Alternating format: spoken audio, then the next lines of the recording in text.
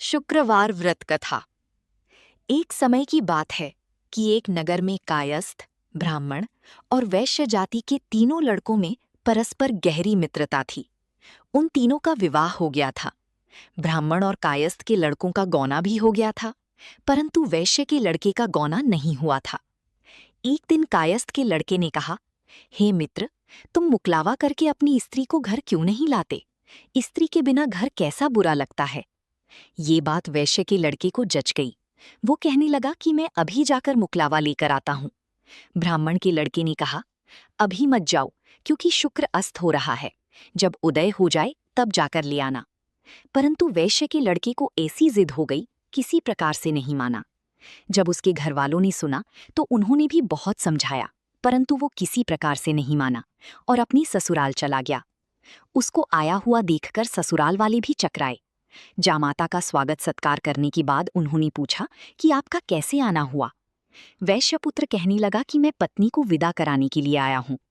ससुराल वालों ने भी उसे बहुत समझाया कि इन दिनों शुक्र अस्त है, उदय होने पर ले जाना, परंतु उसने एक ना सुनी और पत्नी को ले जाने का आग्रह करता रहा। जब वो किसी भी प्रकार ना माना तो उन्होंने लाचार होकर अपनी पुत्री को विदा कर दिया। वैश्यपुत्र पत्नी को एक रथ में बैठाकर अपनी घर की ओर चल पड़ा।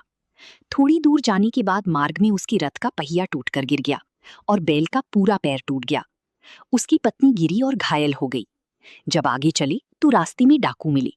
उसके पास जो धन, वस्त्र तथा आभूषण थे वो सब उन्होंने छीन लिए।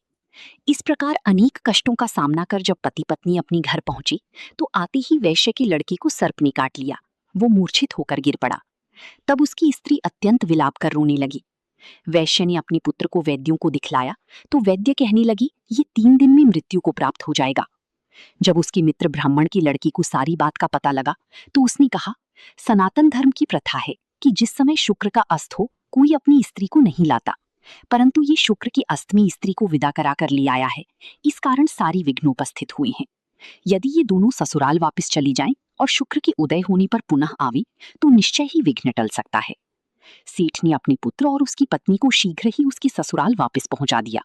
वहां पहुंचते ही वैश्यपुत्र की मूर्छा दूर हो गई और साधारण उपचार से ही सर्प विष से मुक्त हो गया। अपने दामाद को स्वस्थ देखकर ससुराल वाली अत्यंत प्रसन्न हुई। वैश्यपुत्र अपनी ससुराल में ही स्वास्थ्य लाभ करता रहा और जब शुक्र का उदय हुआ तब हर्षपूर्वक उसकी ससुराल वालों ने उसको अपनी पुत्री सहित विदा किया। इसके पश्चात पति पत्नी दोनों घर आकर आनंद से रहने लगी। इस व्रत के करने से अनेक विघ्न दूर होते हैं।